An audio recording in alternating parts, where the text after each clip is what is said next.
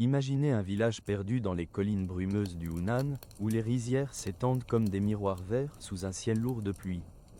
L'année est 1893, et dans une modeste ferme, une femme prie devant un autel bouddhiste, les mains jointes, le visage marqué par le chagrin. Elle a déjà enterré 2 fils. Bientôt, un 3e enfant viendra au monde, un garçon qui changera le destin de la Chine et marquera de son empreinte l'histoire du XXe siècle. Son nom serait Mao Zedong. Bonsoir et bienvenue sur le temps endormi. Avant de commencer ce voyage dans le temps, si vous appréciez nos histoires nocturnes qui vous accompagnent vers le sommeil tout en nourrissant votre curiosité, n'hésitez pas à liker cette vidéo et à vous abonner à la chaîne. Dites-nous également dans les commentaires d'où vous nous regardez et à quelle heure vous écoutez cette histoire. Est-ce le soir avant de vous endormir, ou peut-être pendant un moment de repos dans votre journée ? Votre présence nous inspire à continuer ces explorations historiques. Ce soir, nous allons explorer la vie d'un homme dont le nom résonne encore dans les mémoires, pour le meilleur et pour le pire. Mao Zedong. Pour certains, il fut le libérateur qui arracha la Chine à l'humiliation coloniale et à la féodalité millénaire. Pour d'autres, il fut l'architecte de catastrophes humaines parmi les plus terribles de l'histoire moderne. Qui était vraiment cet homme ? Comment un fils de paysan d'un village reculé est-il devenu le dirigeant d'un quart de l'humanité ? Et comment ces décisions ont-elles pu entraîner la mort de dizaines de millions de personnes ? Pour comprendre Mao, il faut remonter aux sources, dans ce village de Shaoshan où tout a commencé, où les traditions anciennes se heurtaient déjà aux aspirations d'un monde nouveau. Laissez votre esprit voyager avec nous à travers les décennies tumultueuses du XXe siècle chinois, où la révolution, la guerre et l'utopie se sont entremêlées pour façonner le destin d'une nation. Installez-vous confortablement, fermez les yeux si vous le souhaitez, et laissez ces mots vous emporter vers le sommeil tout en découvrant cette histoire fascinante et troublante. Chapitre 1. Naissance dans le Hunan. Le 26 décembre 1893, dans le village de Shaoshan, situé dans le département de Xiangtan au cœur de la province du Hunan, un enfant vint au monde. Sa mère, Wen Qimei, était une femme bouddhiste pieuse. Les documents historiques nous apprennent qu'elle avait déjà perdu 2 enfants en bas âge, ce qui était malheureusement courant dans la Chine rurale de cette époque. On peut en déduire, compte tenu des pratiques religieuses répandues, qu'elle avait probablement fait des offrandes à Guanyin, la déesse bouddhiste de la compassion, pour protéger ce 3e fils qu'elle nomma Zedong, signifiant littéralement l'aube de l'Est. Le Hunan était alors une région particulière de la Chine. Située au centre-ouest du pays, cette province fertile était connue pour produire des lettrés brillants et des esprits rebelles. À la fin du XIXe siècle, le Hunan était devenu un centre intellectuel important, et paradoxalement, un foyer de dissidence contre la dynastie Qing mandchoue qui régnait sur la Chine depuis 1644. Cette atmosphère d'effervescence intellectuelle et de contestation politique allait profondément marquer l'environnement dans lequel grandirait le jeune Mao. Le père de Mao, Mao Yichang, né en 1870, était ce qu'on appelait un paysan riche. Les sources historiques indiquent qu'il avait d'abord servi dans l'armée du vice-roi du Hunan et du Hebei, et qu'avec l'argent ainsi gagné, il avait acheté des terres. Il cultivait le riz avec l'aide de 2 ouvriers agricoles et s'était également lancé dans le commerce des céréales, achetant les récoltes des paysans pauvres pour les revendre sur les marchés de Xiangtan. Cette activité commerciale lui avait permis d'accumuler une certaine prospérité, le plaçant socialement au-dessus des paysans ordinaires mais en dessous des véritables propriétaires terriens. Les témoignages autobiographiques de Mao lui-même, recueillis notamment par le journaliste Edgar Snow en 1936, décrivent Mao Yichang comme un homme autoritaire et sévère.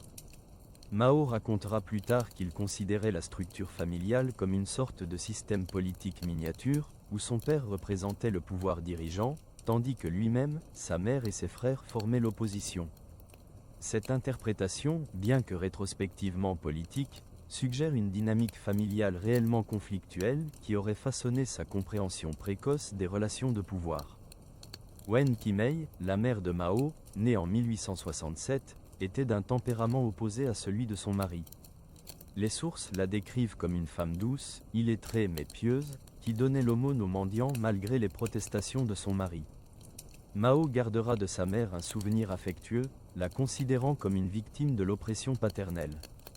Cette dichotomie entre un père tyrannique et une mère compatissante semble avoir profondément influencé sa vision du monde, créant en lui une sensibilité aux injustices tout en forgeant une détermination à ne jamais se soumettre. Deux autres fils survivront dans la famille Mao. Mao Zemin, né en 1896, et Mao Zedong, né en 1905. Tous trois seront plus tard impliqués dans le mouvement communiste. Il faut noter avec une certaine gravité que ces deux frères seront exécutés par le Kuomintang pendant la guerre civile, Zemin en 1943 et Zedong en 1935. La famille adoptera également une sœur, Mao Zedong, née en 1905, qui connaîtra le même sort tragique en 1929. De 1901 à 1906, le jeune Zedong reçut une éducation traditionnelle chinoise. Un maître d'école local lui enseignait les classiques confucéens par la méthode de la mémorisation et de la récitation. Les entretiens de Confucius, le livre des mutations, et d'autres textes anciens devaient être appris par cœur et récités en chœur. Cette méthode d'enseignement, bien qu'austère, donna à Mao une solide connaissance de la littérature classique chinoise qu'il conservera toute sa vie, comme en témoigneront ses nombreux poèmes écrits dans le style classique. Mais le jeune Mao était également attiré par des lectures moins orthodoxes. Les romans populaires chinois, notamment Au bord de l'eau et Les Trois Royaumes, captivaient son imagination. Ces romans historiques racontaient des histoires de rébellion, de stratégie militaire, et de héros qui renversaient des dynasties. On peut supposer, à la lumière de ses écrits ultérieurs, que ces lectures ont nourri en lui des aspirations qui dépassaient largement l'horizon limité de Shaoshan. À 13 ans, en 1906, Mao dut quitter l'école pour travailler à plein temps dans la ferme familiale et dans l'entreprise de commerce de grains de son père. Cette interruption de ses études, plutôt que de le décourager, sembla renforcer sa soif de connaissance. Selon ses propres témoignages, il continuait à lire en cachette la nuit, utilisant la lumière d'une lampe à huile lorsque son père dormait. Ces lectures nocturnes clandestines représentaient plus qu'un simple divertissement, elles étaient une forme de rébellion silencieuse contre l'autorité paternelle qui privilégiait le travail manuel au développement intellectuel. Chapitre 2. Éveil révolutionnaire. En 1910, à l'âge de 17 ans, Mao quitta Shaoshan pour poursuivre ses études à l'école primaire supérieure de Dongshan, située à environ 25 km de son village natal. Ce départ marqua un tournant décisif dans sa vie. Les sources historiques indiquent qu'il dut négocier longuement avec son père, qui n'accepta finalement de financer cette éducation qu'en espérant qu'elle servirait les intérêts commerciaux de la famille. À Dongshan, Mao fit l'expérience de la discrimination sociale. Bien que son père fût un paysan relativement prospère, aux yeux des fils de marchands et de petits fonctionnaires qui fréquentaient l'école, Mao restait un provincial aux vêtements rapiécés et au dialecte reconnaissable. On peut en déduire, d'après les témoignages biographiques, que ces expériences d'humiliation et d'exclusion sociale contribuèrent à forger sa compréhension des mécanismes de classe et de pouvoir social. C'est à Dongshan que Mao découvrit les écrits de Liang Qichao, un réformiste important du mouvement de la fin des Qing. Liang appelait à la modernisation de la Chine, à l'adoption d'une monarchie constitutionnelle, et mettait en garde contre le danger que représentaient les puissances étrangères pour l'indépendance chinoise. Ces idées résonnèrent profondément chez le jeune Mao, qui mémorisa de longs passages de ces textes. L'année 1911 fut une année cruciale pour la Chine et pour Mao. En octobre, la révolution Shinaï éclata à Wuchang et se propagea rapidement à travers le pays.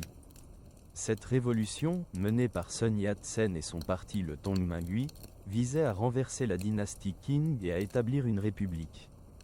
Quand la révolution atteignit Changsha, la capitale du Hunan, Mao s'y rendit immédiatement et s'engagea dans l'armée révolutionnaire. Son service militaire dura 6 mois, de 1911 à 1912. Les sources indiquent qu'il servit comme soldat ordinaire dans un régiment local.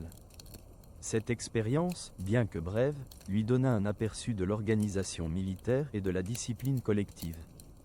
Plus significativement peut-être, elle lui fit comprendre l'importance de la force armée dans les transformations politiques, une leçon qu'il n'oubliera jamais et qu'il résumera plus tard par sa célèbre formule selon laquelle le pouvoir politique découle du fusil. Après sa démobilisation en 1912, Mao traversa une période d'hésitation quant à son orientation professionnelle. Il s'inscrivit brièvement dans une école de droit, puis dans une école de police, avant de les abandonner rapidement. Les documents historiques montrent qu'il passa ensuite 6 mois, de l'hiver 1912 au printemps 1913, à étudier de manière autodidacte à la bibliothèque provinciale de Changsha. Cette période fut intellectuellement formatrice. Il y découvrit une carte du monde et fut étonné de constater que la Chine, que l'on appelait traditionnellement le royaume du milieu, n'était en fait qu'un pays parmi d'autres, et même un pays en retard par rapport aux puissances occidentales. Durant ces mois à la bibliothèque, Mao lut largement dans des traductions chinoises d'œuvres occidentales. Il découvrit Adam Smith et sa richesse des nations, Charles Darwin et la théorie de l'évolution, Jean-Jacques Rousseau et le contrat social, ainsi que Montesquieu.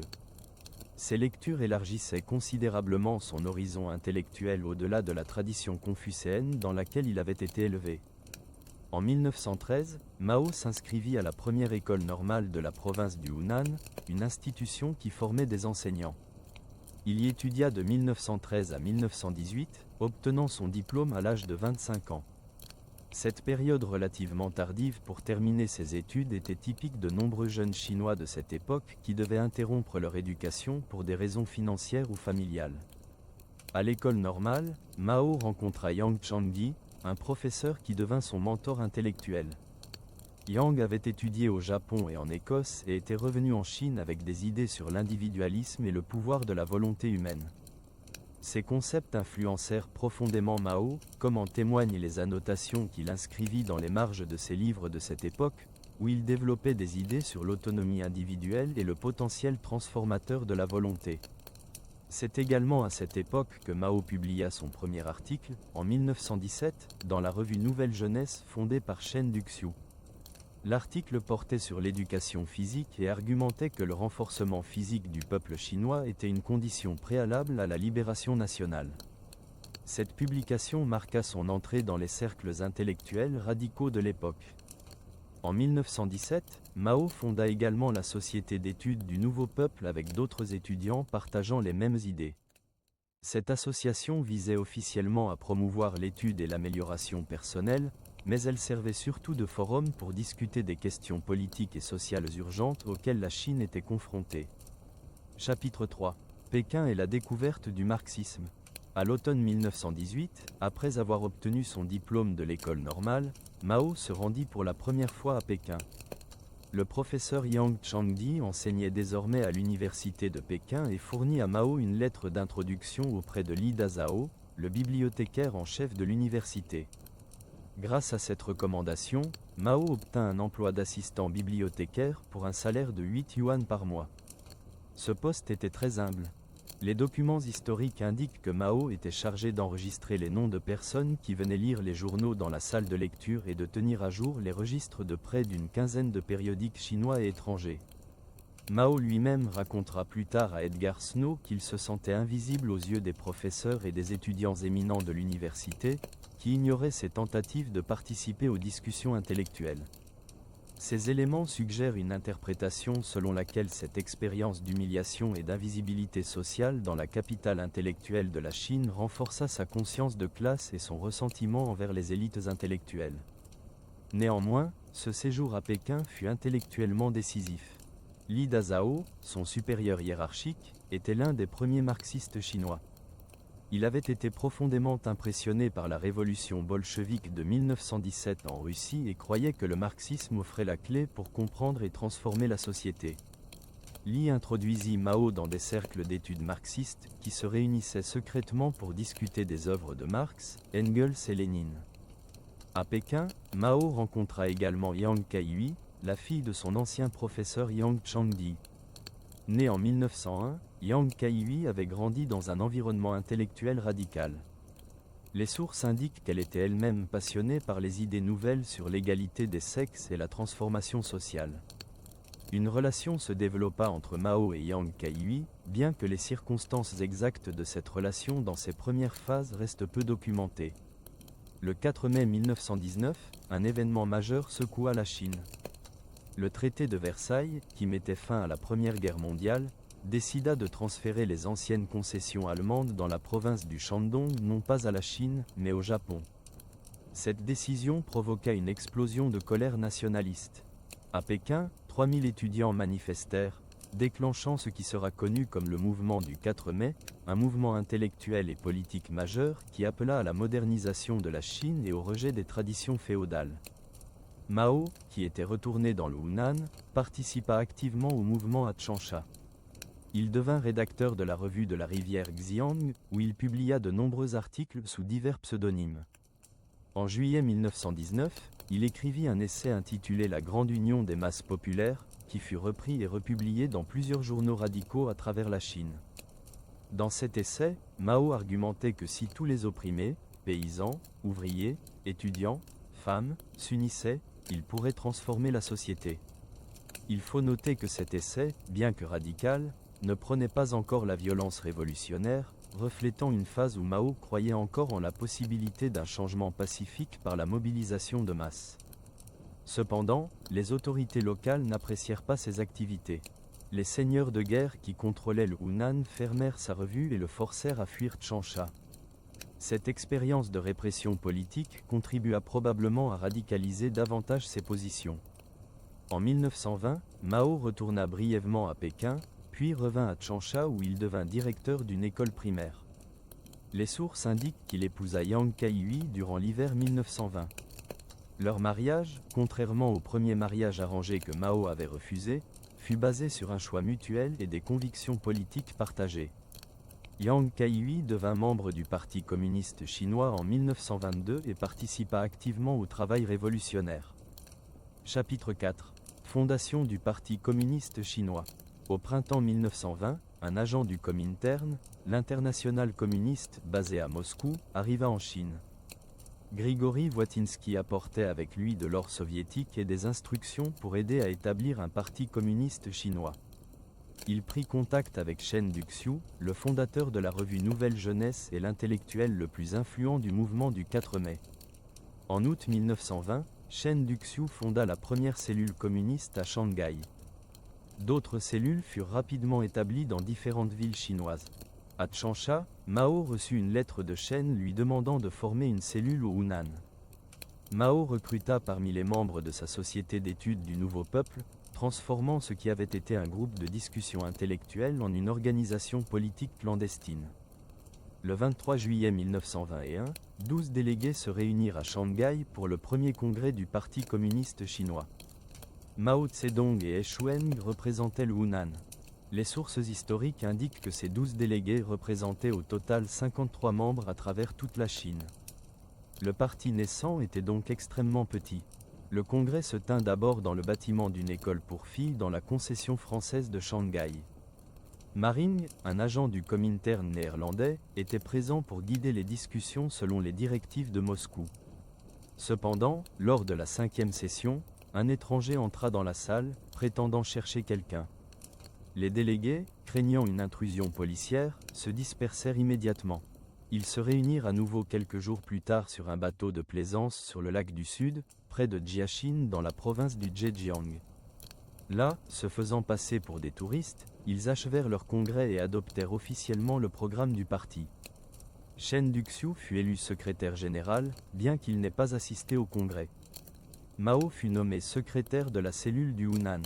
Le programme adopté était largement basé sur le modèle soviétique, appelant au renversement du capitalisme et à l'établissement de la dictature du prolétariat. Cela pourrait impliquer une certaine ironie, puisque la Chine de 1921 possédait très peu d'industrie moderne et donc très peu de prolétariat au sens marxiste classique. La grande majorité de la population chinoise était composée de paysans, ce qui posera plus tard des questions théoriques importantes sur l'application du marxisme au contexte chinois.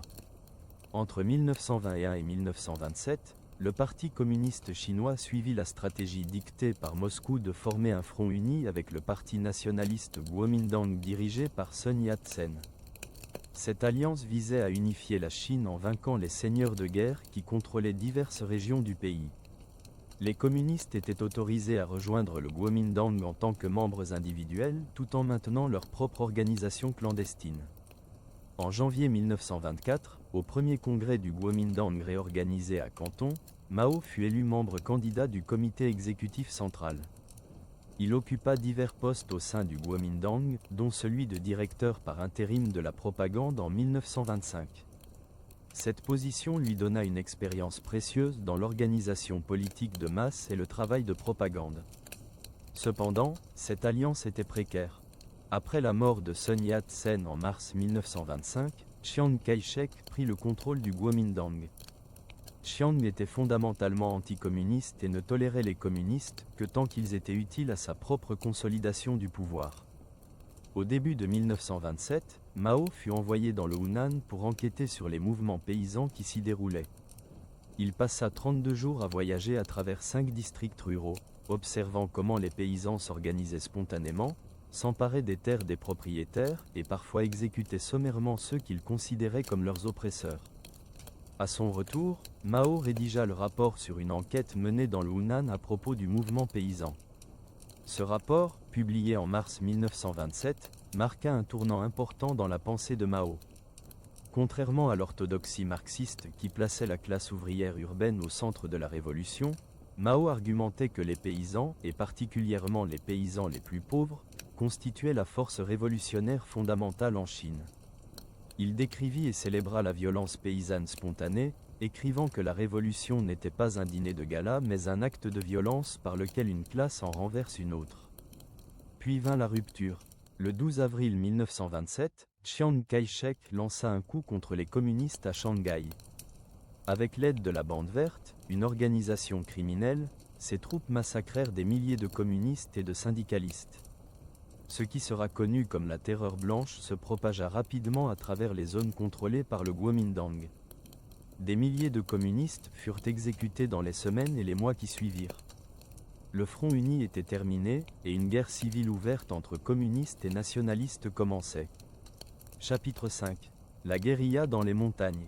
Après le massacre d'avril 1927, le Parti communiste chinois était en déroute.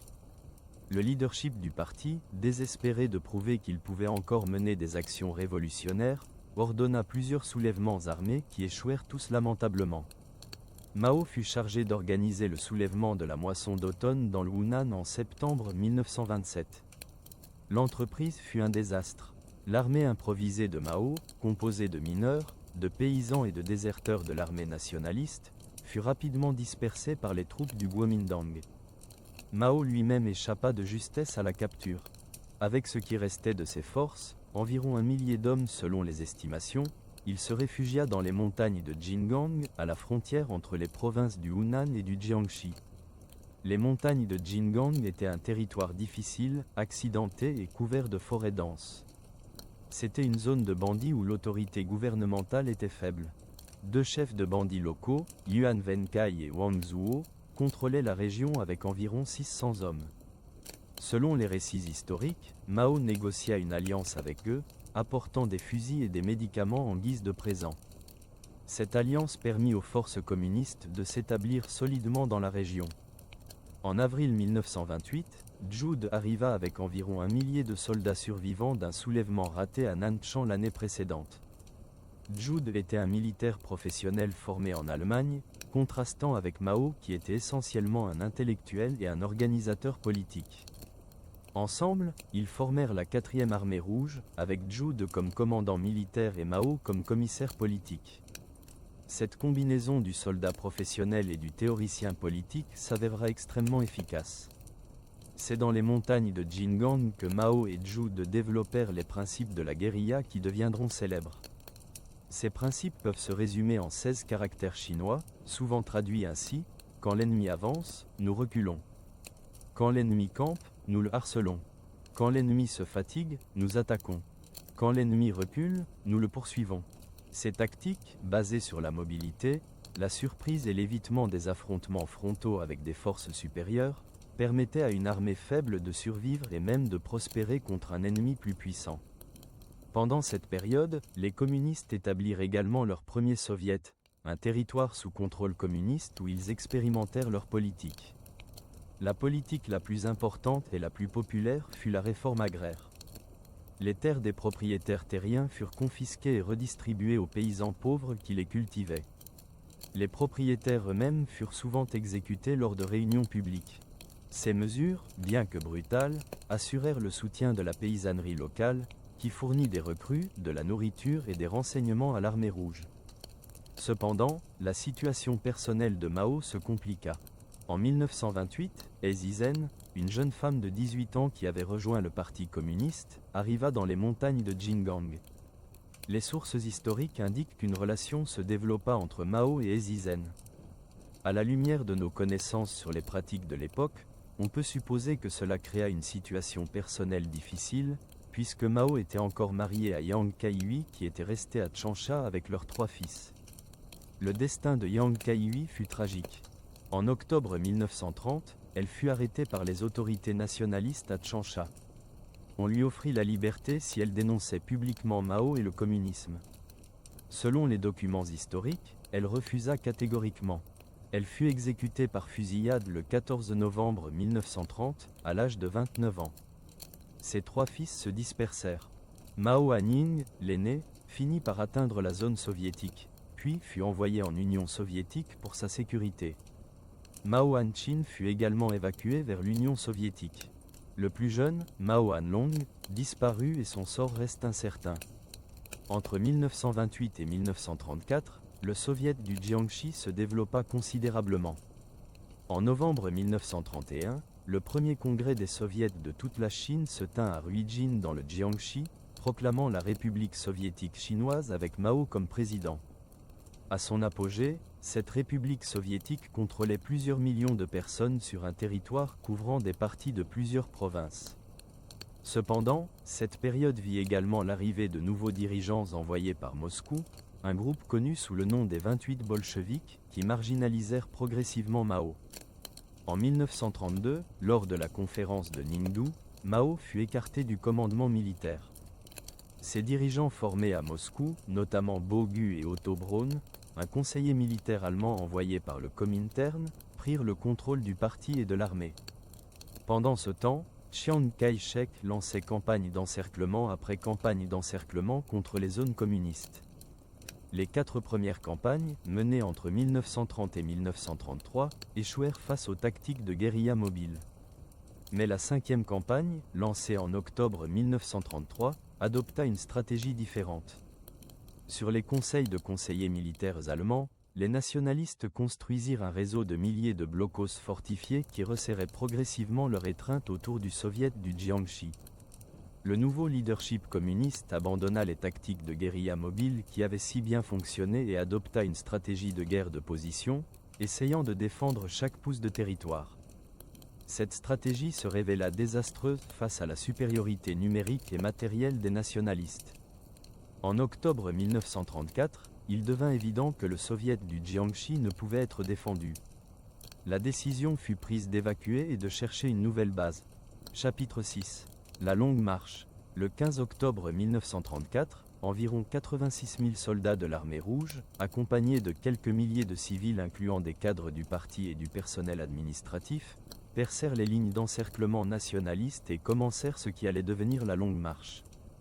Mao Tse-dong participa à cette marche, bien qu'il n'en fût pas initialement le dirigeant principal. Les sources historiques indiquent que Mao, souffrant du paludisme à cette époque, passa une grande partie de la première phase de la marche transporté dans une litière portée par 4 hommes. Cette image contraste fortement avec la mythologie héroïque qui entoure souvent la longue marche, mais elle reflète les dures réalités physiques de l'entreprise. Les premiers mois de la marche furent catastrophiques. Sous la direction de Bogu et Otto Braun, l'armée tenta de déplacer avec elle un énorme train logistique, incluant des machines d'imprimerie et même du matériel de bureau. Cette charge ralentissait considérablement les déplacements. De plus, les tactiques adoptées, essayant de percer frontalement les lignes ennemies plutôt que de les contourner, entraînèrent des pertes massives. La traversée de la rivière Xiang, fin novembre 1934, fut particulièrement sanglante. Sous un feu d'artillerie et d'aviation intense, l'armée rouge subit des pertes dévastatrices. Selon les estimations historiques, l'effectif de l'armée tomba de 86 000 à environ 40 000 hommes en 2 mois de marche. En janvier 1935, l'armée rouge prit la ville de Zuni dans la province du Guizhou. C'est là, du 6 au 8 janvier, que se tint une conférence décisive du leadership communiste. Lors de cette conférence de Zuni, les échecs militaires des mois précédents furent débattus.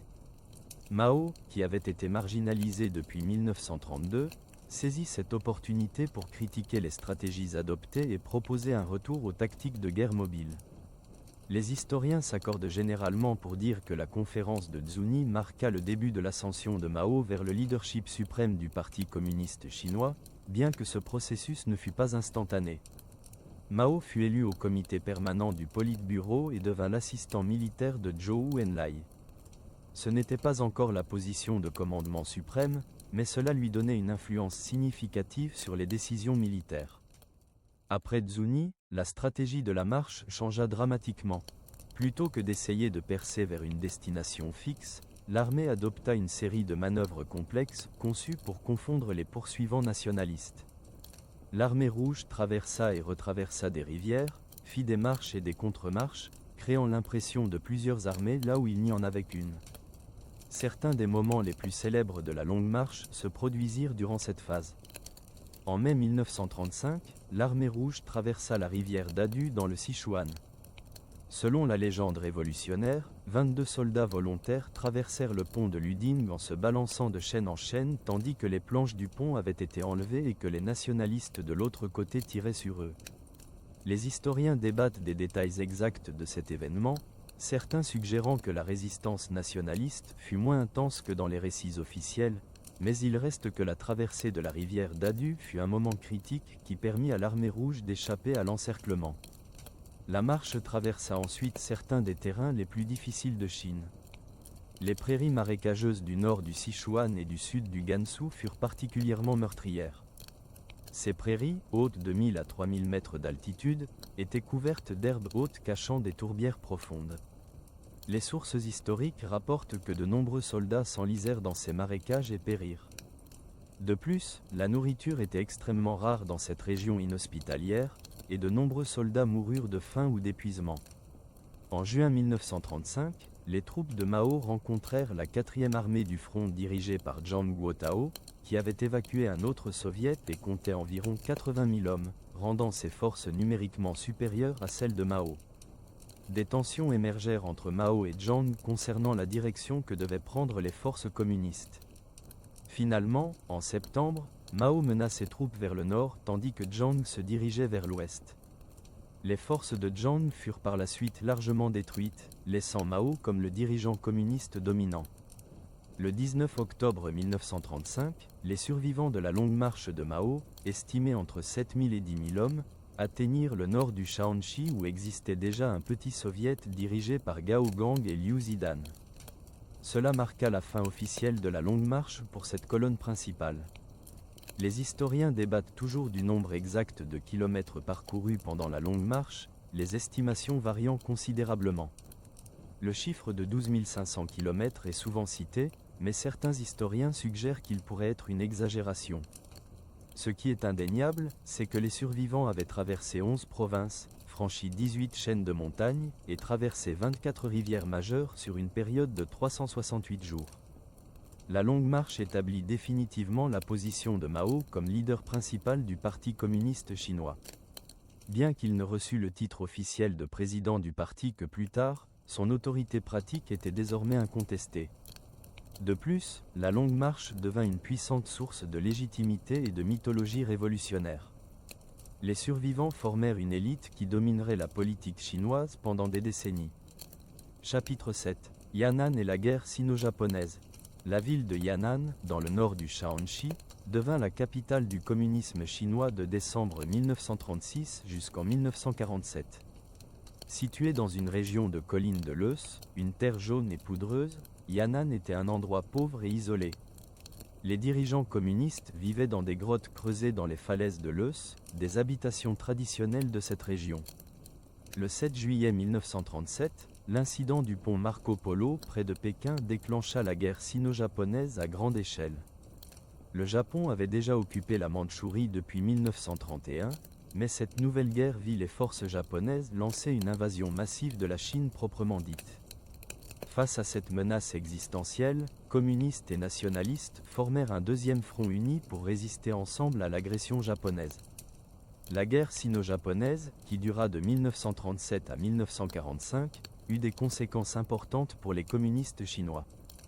tandis que l'armée nationale révolutionnaire de Chiang Kai-shek portait le fardeau principal de combattre l'armée impériale japonaise dans des batailles conventionnelles majeures, subissant d'énormes pertes. L'armée populaire de libération communiste se concentra principalement sur la guerre de guérilla derrière les lignes japonaises.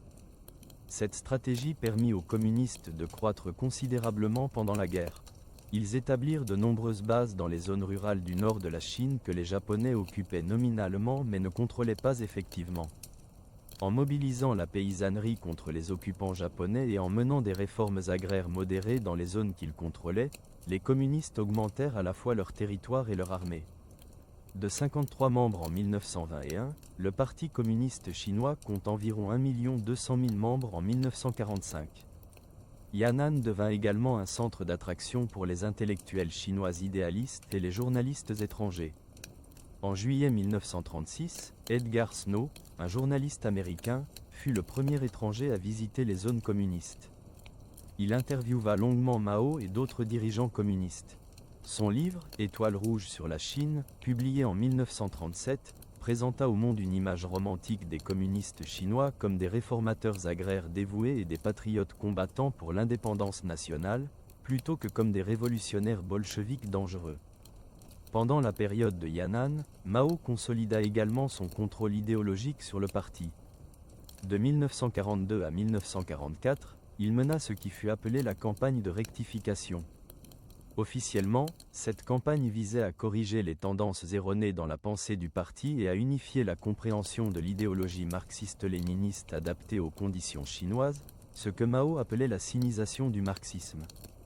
En pratique, la campagne de rectification utilisa des méthodes psychologiques intensives pour briser la volonté des cadres du parti et assurer leur soumission absolue à la ligne de Mao. Les cadres devaient participer à des séances d'autocritique prolongées où ils confessaient leurs erreurs idéologiques et leurs pensées incorrectes. Ceux qui résistaient faisaient face à des pressions psychologiques croissantes et parfois à des châtiments physiques. L'écrivain Wang Shiwei, qui avait critiqué les privilèges dont jouissaient les dirigeants du parti à Yan'an dans un essai, fut particulièrement ciblé. Après avoir été dénoncé et soumis à des séances de lutte, il fut secrètement exécuté en 1947. Bien que Wang Shiwei fût un cas extrême, son sort envoya un message clair: la critique du parti et de ses dirigeants ne serait pas tolérée. Pendant cette période, Mao écrivit également prolifiquement, produisant des essais théoriques importants comme de la guerre prolongée en 1938 et de la nouvelle démocratie en 1940. Ces écrits développaient la théorie de Mao selon laquelle la révolution chinoise devait suivre un chemin différent de celui de la Russie, s'appuyant sur la paysannerie plutôt que sur la classe ouvrière urbaine, et procédant par une guerre de guérilla prolongée basée dans les zones rurales pour encercler et finalement conquérir les villes. La vie personnelle de Mao connut également des changements durant cette période. Ezizen, qu'il avait épousée dans les années 1920, souffrait physiquement et mentalement des épreuves de la longue marche et des multiples grossesses. En 1937, elle fut envoyée en Union soviétique pour un traitement médical. Elle ne revint jamais vivre avec Mao. En 1938, Mao épousa Jiang Qing, une ancienne actrice de Shanghai arrivée à Yan'an. Née en 1914 sous le nom de Li Shumeng, elle avait utilisé le nom de Sen Lanping avant d'adopter le nom de Jiang Qing après avoir rejoint le Parti communiste. Les dirigeants du parti s'opposèrent à ce mariage, en partie à cause du passé quelque peu scandaleux de Jiang Qing, mais Mao passa outre leurs objections. Jiang Qing devait rester relativement en retrait de la vie publique pendant les années 1940 et 50, mais elle jouerait un rôle central et destructeur pendant la révolution culturelle. Lorsque le Japon se rendit en août 1945 après les bombardements atomiques d'Hiroshima et de Nagasaki, les communistes chinois contrôlaient des bases comptant une population d'environ 90 millions de personnes et disposaient d'une armée d'1 million de soldats. Ils étaient bien positionnés pour la lutte finale pour le contrôle de la Chine qui allait maintenant commencer. Chapitre 8. La victoire dans la guerre civile. Entre août 1945 et septembre 1949, la Chine fut déchirée par une guerre civile à grande échelle entre les forces nationalistes de Chiang Kai-shek et les forces communistes de Mao Tse-dong. Sur le papier, les nationalistes paraissaient avoir tous les avantages. Ils contrôlaient les principales villes, disposaient d'une armée de plus de 4 millions d'hommes, et recevaient un soutien matériel substantiel des États-Unis. Les communistes, en revanche, avaient une armée d'environ 1 million de soldats, contrôlaient principalement des zones rurales et possédaient un équipement bien inférieur. Cependant, ils bénéficiaient de plusieurs avantages cruciaux. Leur morale était élevée, leur discipline stricte, et surtout, ils avaient le soutien de larges segments de la paysannerie grâce à leur programme de réforme agraire. Les premières phases de la guerre civile virent les nationalistes occuper de vastes territoires, incluant la Mandchourie riche en ressources, que les soviétiques évacuaient après avoir désarmé les forces japonaises. Cependant, ces gains territoriaux se révélèrent être un piège. Les garnisons nationalistes dans les villes étaient isolées dans un océan de campagnes hostiles, dépendantes de longues lignes de ravitaillement vulnérables aux attaques communistes. La stratégie de Mao était claire, laisser les nationalistes occuper les villes et étendre leurs lignes de communication, puis les couper, les isoler et les détruire une garnison à la fois. L'armée populaire de libération évitait les batailles frontales majeures lorsque c'était possible, préférant attaquer les unités nationalistes les plus faibles et s'emparer de leur équipement.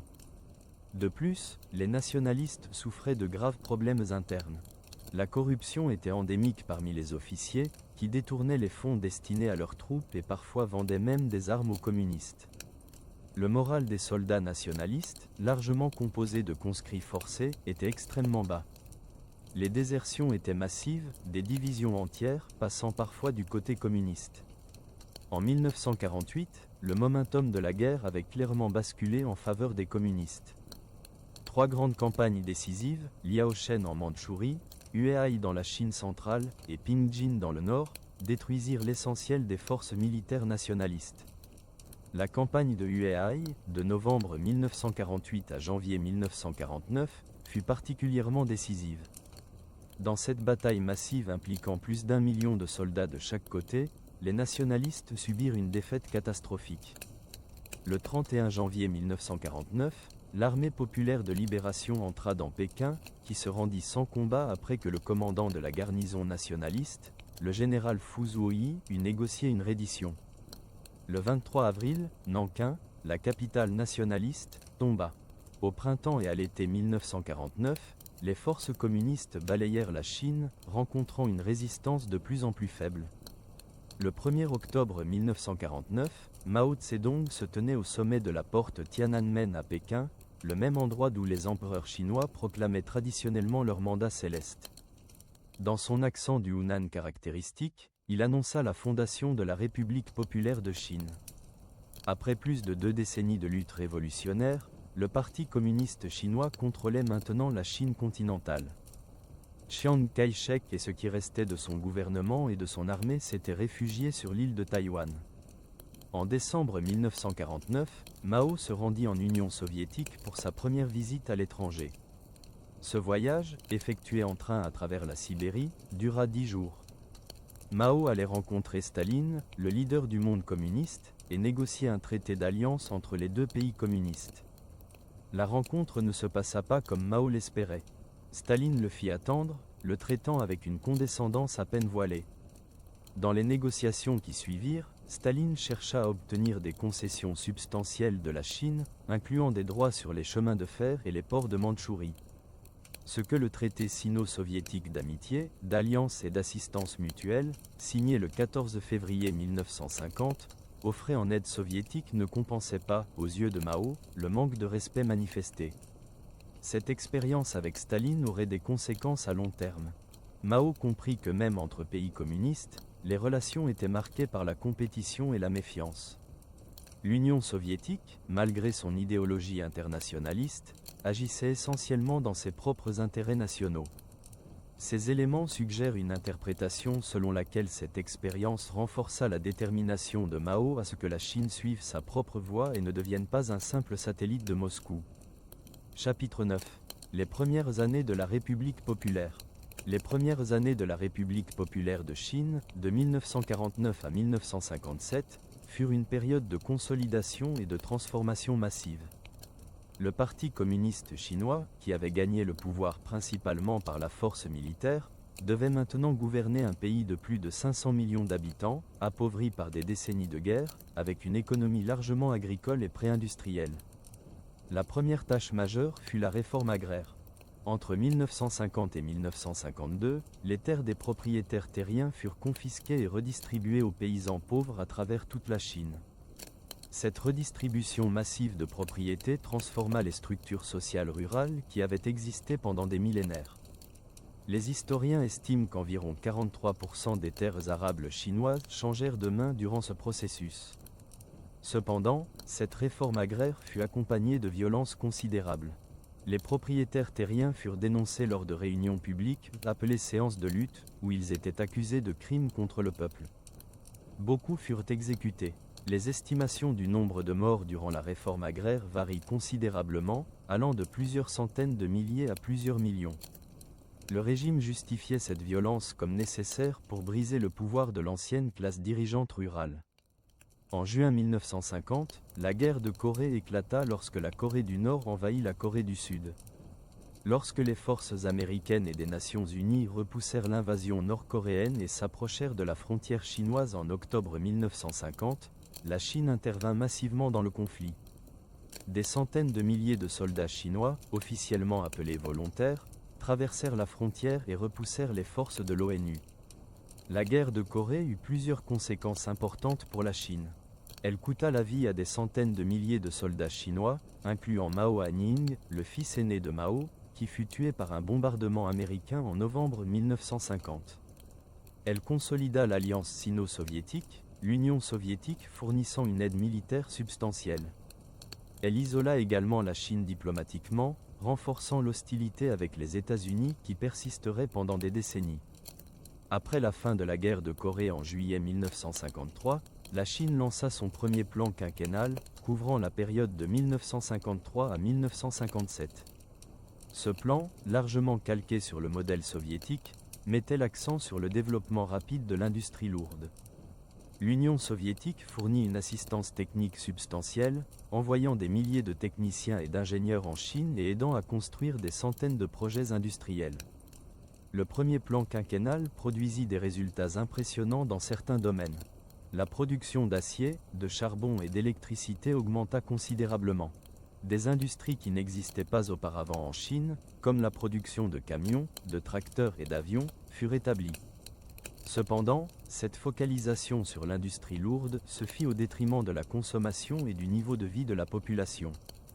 En 1955 et 1956, l'agriculture chinoise fut collectivisée.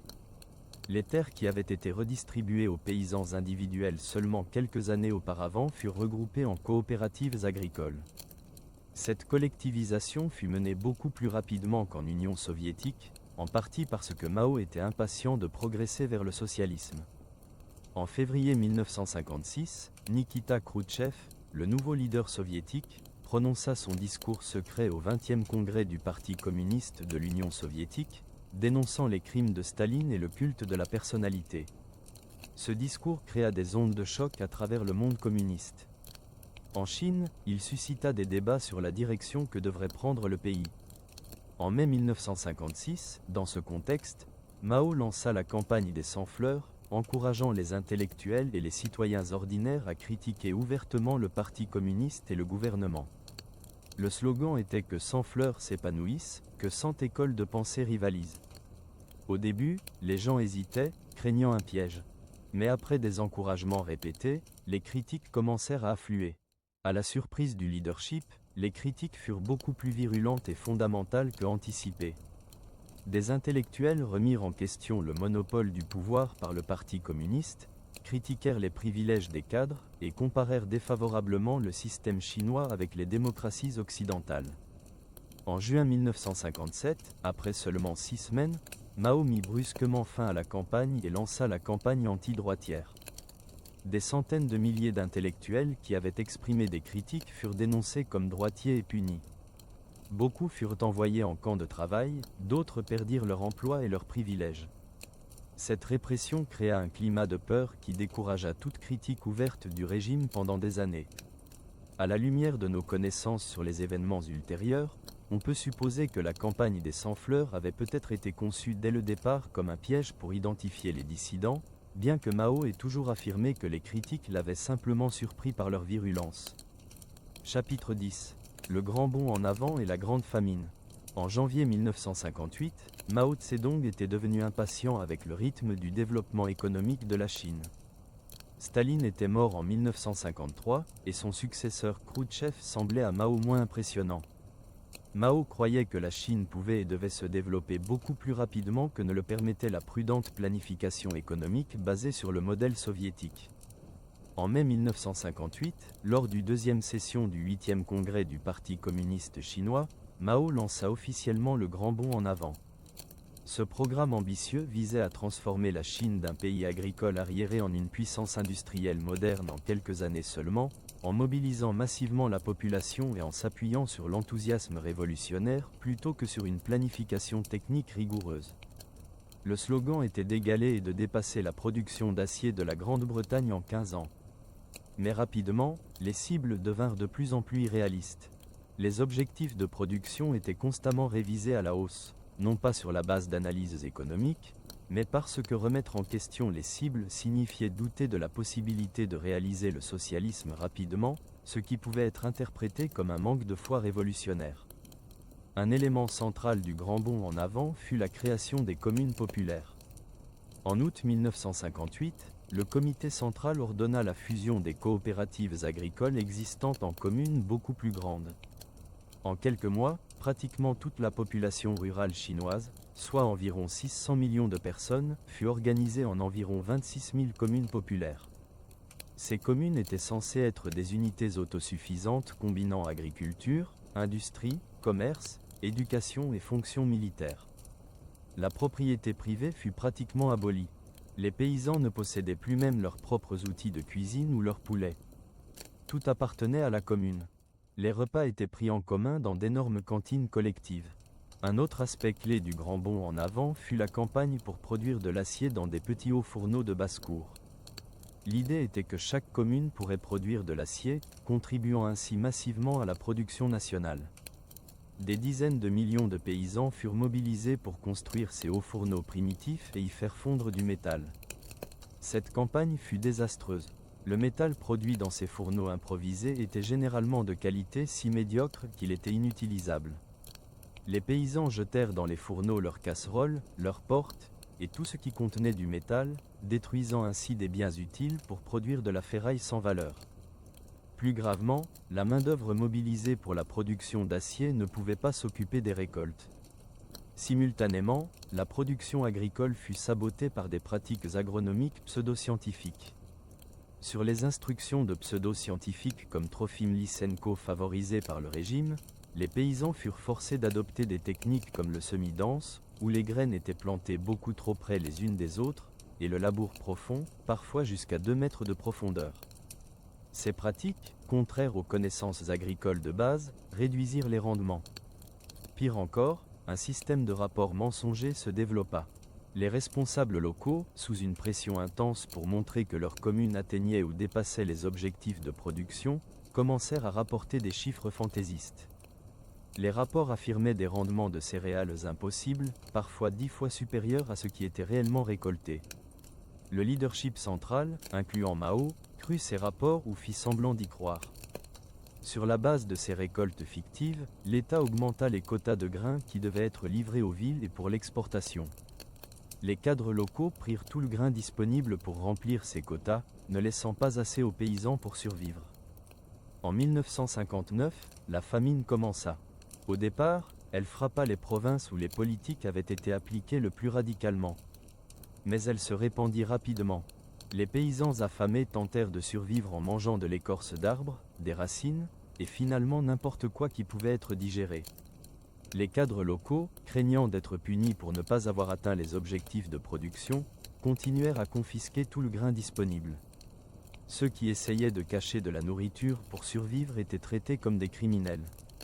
Ils étaient dénoncés comme saboteurs et contre-révolutionnaires, battus, torturés, parfois tués.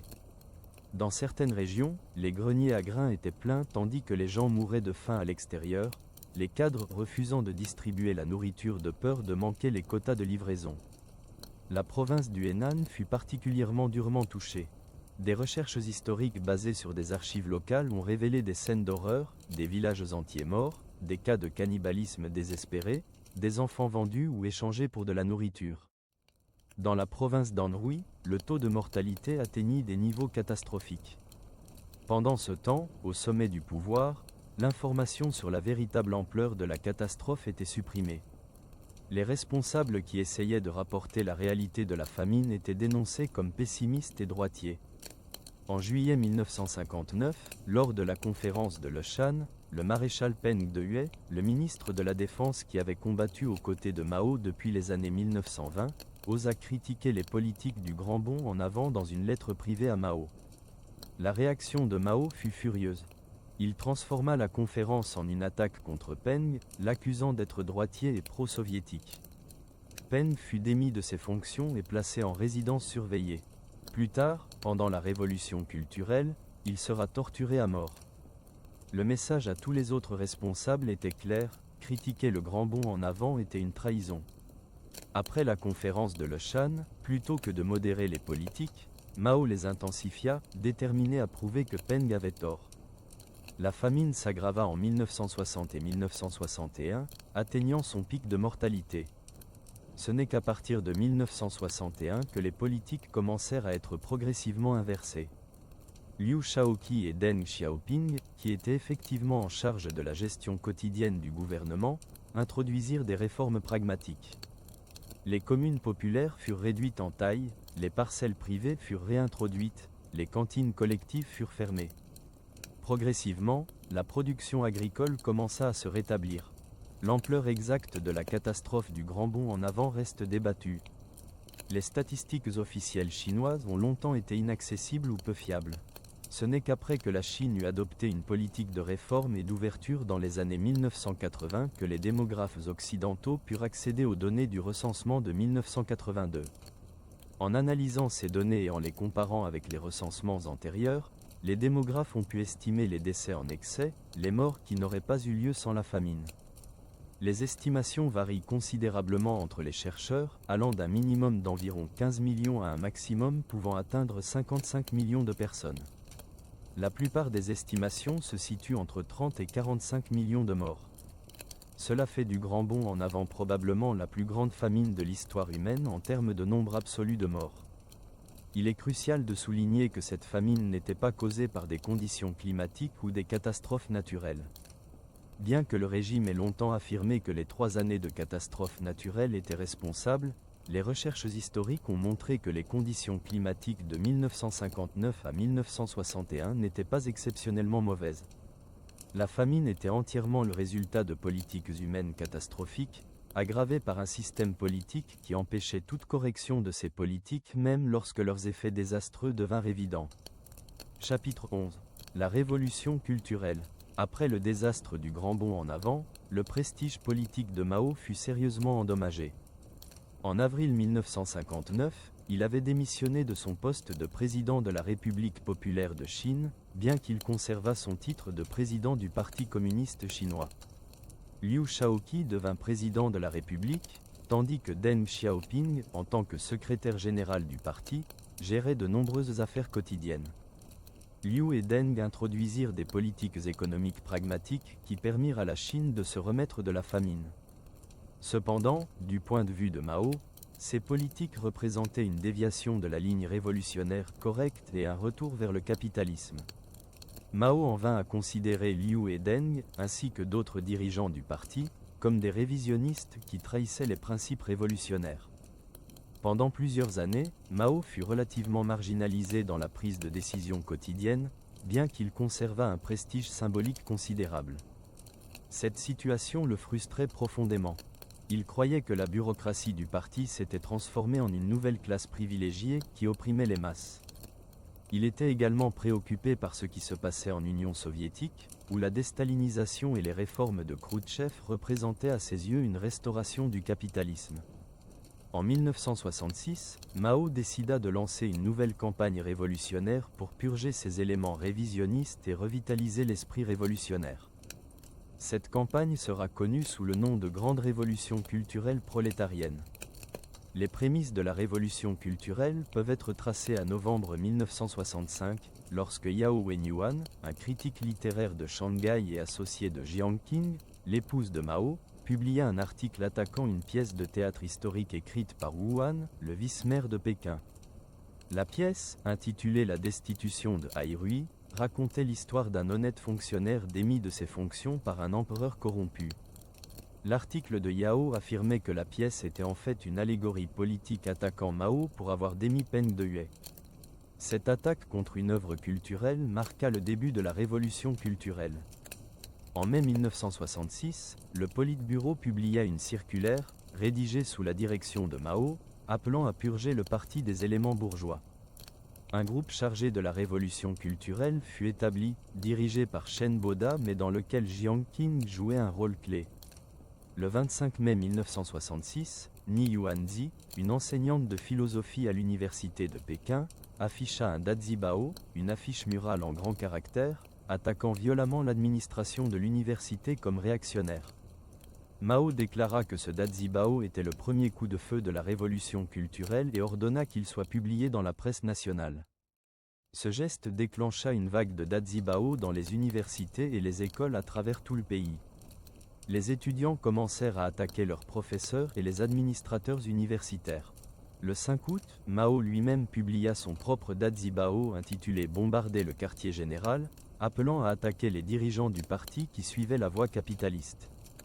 En août 1966, les premières organisations de garde rouge furent formées. Ces organisations étaient composées principalement d'étudiants du secondaire et d'université. Le 8 août, le comité central publia la décision concernant la grande révolution culturelle prolétarienne, souvent appelée les 16 points, qui servit de charte pour le mouvement. Le 18 août 1966, Mao apparut au sommet de la porte Tiananmen pour passer en revue un rassemblement massif d'1 million de gardes rouges venus de toute la Chine. Une étudiante nommée Song Binbin lui épingla un brassard rouge de garde rouge sur la manche.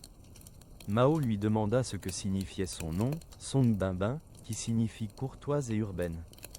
Il suggéra qu'elle devrait plutôt s'appeler Song Yaoyu, qui signifie être martiale. Ce commentaire fut largement interprété comme un encouragement à la violence. Les semaines suivantes virent une explosion de violence à travers la Chine. Les gardes rouges lancèrent une campagne pour détruire les 4 vieilleries, les vieilles idées, la vieille culture, les vieilles coutumes et les vieilles habitudes. Ils saccagèrent des temples bouddhistes et taoïstes, détruisirent des œuvres d'art anciennes, brûlèrent des livres anciens.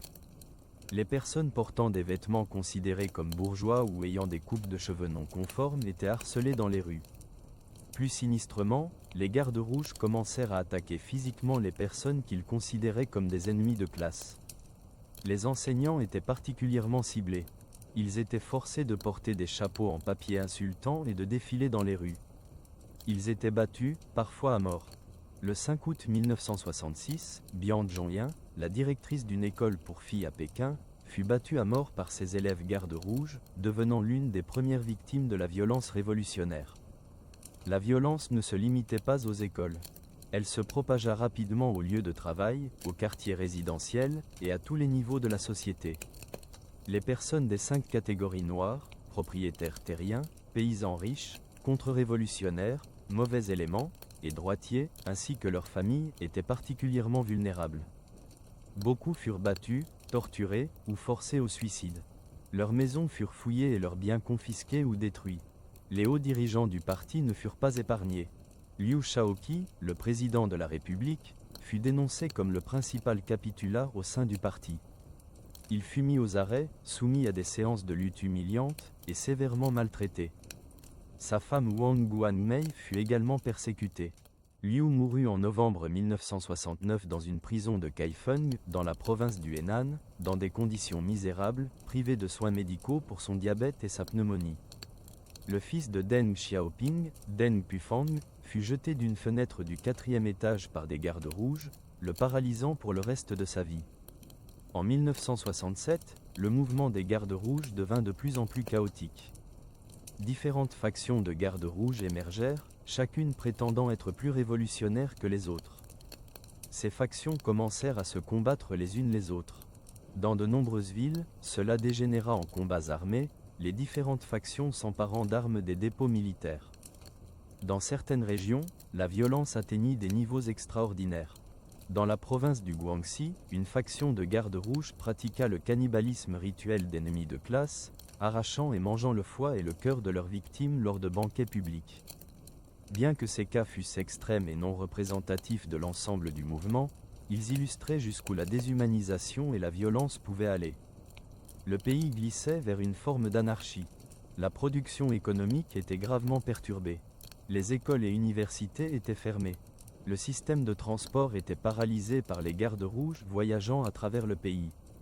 En juillet 1968, Mao décida qu'il fallait restaurer l'ordre. L'armée populaire de libération fut déployée pour supprimer les factions des gardes rouges les plus turbulentes. Entre 1968 et 1980, environ 17 millions de jeunes urbains, anciens gardes rouges et diplômés de l'école secondaire, furent envoyés dans les campagnes pour être rééduqués par les paysans pauvres. Cette campagne, connue sous le nom de mouvement des jeunes instruits à la campagne, détruisit effectivement les perspectives d'éducation et de carrière de toute une génération. Beaucoup de ces jeunes passèrent des années, parfois des décennies, à faire du travail agricole pénible dans des régions reculées avant de pouvoir retourner en ville. Pendant ce temps, au sommet du pouvoir, une nouvelle élite émergea. Lin Biao, qui avait remplacé Peng Dehuai comme ministre de la Défense, devint le successeur désigné de Mao. Le groupe chargé de la révolution culturelle, incluant Jiang Qing, Shen Boda, Kang Sheng, et les jeunes radicaux de Shanghai comme Zhang Chunqiao, Yao Wenyuan et Wang Hongwen, exerçait une influence considérable. En avril 1969, le 9e congrès du Parti communiste chinois se tint. C'était le premier congrès du parti depuis 13 ans. Le congrès institutionnalisa les résultats de la révolution culturelle, désignant officiellement Lin Biao comme successeur de Mao et purgeant de nombreux anciens dirigeants. Cependant, en septembre 1971, Lin Biao mourut dans un mystérieux accident d'avion en Mongolie. Selon la version officielle, Lin avait comploté pour assassiner Mao et, lorsque le complot avait été découvert, il avait tenté de fuir vers l'Union soviétique. Son avion s'était écrasé, tuant tout le monde à bord. À la lumière de nos connaissances sur d'autres luttes de pouvoir de cette période, on peut en déduire que la véritable histoire était probablement plus complexe et qu'elle impliquait des rivalités au sein du leadership. La mort de Lin et sa dénonciation posthume comme traître furent un choc pour de nombreux Chinois et sapèrent davantage la crédibilité du régime. Chapitre 12. Les dernières années. Les années 70 virent Mao vieillir rapidement et la Chine épuisée par une décennie de chaos. En février 1972, un événement remarquable se produisit. Le président américain Richard Nixon visita la Chine, rencontrant Mao à Pékin. Cette visite marqua un rapprochement spectaculaire entre deux pays qui avaient été des ennemis acharnés pendant plus de 2 décennies. La logique derrière ce rapprochement était géopolitique. Les relations entre la Chine et l'Union soviétique s'étaient gravement détériorées dans les années 60, culminant avec des affrontements militaires à la frontière en 1969. La Chine craignait une attaque soviétique. De son côté, les États-Unis cherchaient un moyen de se retirer du Vietnam et voyaient l'opportunité d'exploiter la scission sino-soviétique. Henry Kissinger, le conseiller à la sécurité nationale de Nixon, avait secrètement visité la Chine en juillet 1971 pour préparer la visite de Nixon. La rencontre entre Mao et Nixon le 21 février 1972 fut brève, durant environ 1 heure. Mao, souffrant de graves problèmes de santé, pouvait à peine parler clairement. La conversation fut philosophique et large plutôt que concentrée sur des détails politiques spécifiques. Néanmoins, la réunion avait une énorme importance symbolique et ouvrit la voie à une normalisation progressive des relations sino-américaines. Dans les années suivantes, Mao devint de plus en plus incapacité. Il souffrait d'insuffisance cardiaque congestive, qui faisait gonfler ses jambes. Il avait également été diagnostiqué avec la sclérose latérale amyotrophique, également connue sous le nom de maladie de Lou Gehrig, une maladie neurodégénérative qui paralysait progressivement ses muscles. Sa parole devint de plus en plus difficile à comprendre. Jiang Qing et ses associés, qui seraient plus tard connus sous le nom de Bande des Quatre, tentèrent de tirer parti de l'incapacité de Mao pour consolider leur propre pouvoir. Jiang Qing, Zhang Chunqiao, Yao Wenyuan et Wang Hongwen contrôlaient les médias et la propagande, et utilisaient leur position pour attaquer leurs rivaux politiques et promouvoir leurs propres partisans. Zhou Enlai, qui avait été Premier ministre depuis la fondation de la République populaire et qui avait réussi à survivre aux turbulences de la révolution culturelle grâce à sa capacité politique exceptionnelle, mourut de cancer en janvier 1976. Sa mort fut profondément ressentie par de nombreux Chinois qui le considéraient comme une force modératrice. En avril 1976, lors du festival de Qingming traditionnel pour honorer les morts, des milliers de personnes se rassemblèrent sur la place Tiananmen pour déposer des couronnes et des poèmes en mémoire de Zhou Enlai. Certains poèmes contenaient des critiques voilées de la bande des quatre. La police dispersa violemment les manifestants. Deng Xiaoping, qui était récemment revenu de sa deuxième disgrâce et qui était perçu comme le protégé de Zhou, fut blâmé pour les troubles et démis de toutes ses fonctions pour la troisième fois. À partir de juin 1976, Mao cessa complètement de parler. Il ne pouvait communiquer qu'en écrivant des caractères chinois tremblants ou en utilisant des gestes. Zhang Yufeng, une ancienne employée des chemins de fer qui était devenue sa secrétaire personnelle et sa compagne, était une des seules personnes capables de comprendre ces tentatives de communication. Le 28 juillet 1976, un tremblement de terre massif frappa la ville de Tangshan dans la province du Hebei, tuant officiellement environ 240 000 personnes, bien que certaines estimations suggèrent que le nombre réel pourrait avoir été beaucoup plus élevé. Dans la cosmologie traditionnelle chinoise, les catastrophes naturelles étaient interprétées comme des signes que le ciel avait retiré son mandat de l'empereur. Bien que le régime communiste rejeta officiellement ces superstitions, beaucoup de Chinois ne purent s'empêcher de faire le lien. Zhu De, le commandant militaire qui avait combattu aux côtés de Mao depuis les montagnes de Jinggang, mourut le 6 juillet 1976. Avec les morts de Zhou Enlai et Zhu De, Mao était le dernier des grands révolutionnaires de la première génération encore en vie. Mao subit plusieurs crises cardiaques au cours de l'été 1976. Le 5 septembre, il tomba dans le coma. Son état se détériora régulièrement au cours des jours suivants, tandis que différentes factions du leadership se positionnaient pour l'après-Mao. À 10 minutes après minuit, le 9 septembre 1976, Mao Tse-dong mourut à l'âge de 82 ans. La mort de Mao fut annoncée publiquement à 16 h le même jour par la radio centrale. Le parti appela à l'unité. Le corps de Mao fut embaumé et exposé dans la grande salle du peuple, où des centaines de milliers de personnes défilèrent pour le voir. Des obsèques nationales eurent lieu le 18 septembre. Contrairement au souhait qu'il avait apparemment exprimé d'être incinéré, le Politburo décida de préserver son corps de manière permanente, suivant le précédent de Lénine et Staline. Un mausolée monumental fut construit sur la place Tiananmen pour abriter son corps dans un cercueil de cristal, où il peut encore être vu aujourd'hui. Chapitre 13. L'héritage. Exactement un mois après la mort de Mao, le 6 octobre 1976, Hua Guofeng, que Mao avait désigné comme son successeur après la chute de Lin Biao, ordonna l'arrestation de la bande des quatre. Jiang Qing, Zhang Chunqiao, Yao Wenyuan et Wang Hongwen furent arrêtés et accusés de crimes contre-révolutionnaires. Leur arrestation marqua la fin définitive de la révolution culturelle. Lors de leur procès public en 1980 et 81, ils furent accusés d'être responsables de la persécution de 729 511 personnes et de la mort de 34 800 d'entre elles pendant la révolution culturelle. Jiang Qing et Zhang Chunqiao furent condamnés à mort, peines qui furent plus tard commuées en emprisonnement à vie. Lors du procès, Jiang Qing défia ses accusateurs, affirmant qu'elle n'avait fait qu'exécuter les ordres de Mao. Cette ligne de défense était gênante pour le régime, qui cherchait à blâmer la bande des quatre tout en préservant l'image de Mao. Entre-temps, Deng Xiaoping était revenu au pouvoir pour la troisième fois. En 1978, Deng avait effectivement pris le contrôle du parti, bien qu'il n'occupât jamais formellement le poste le plus élevé. Sous la direction de Deng, la Chine entreprit un programme radical de réforme et d'ouverture qui transforma le pays. En juin 1981, le 6e plénum du 11e comité central du Parti communiste chinois adopta la résolution sur certaines questions de l'histoire de notre parti depuis la fondation de la République populaire de Chine. Ce document officiel offrit l'évaluation du parti sur l'ère de Mao. La résolution déclara que Mao avait été 70% correct et 30% incorrect. Elle attribua à Mao le mérite d'avoir dirigé la révolution vers la victoire et d'avoir établi la République populaire. Elle reconnut ses contributions théoriques à l'adaptation du marxisme-léninisme au contexte chinois. Cependant, elle le blâma pour les erreurs du grand bond en avant et le considéra comme principalement responsable du lancement et de la prolongation de la révolution culturelle, qu'elle qualifia de catastrophe.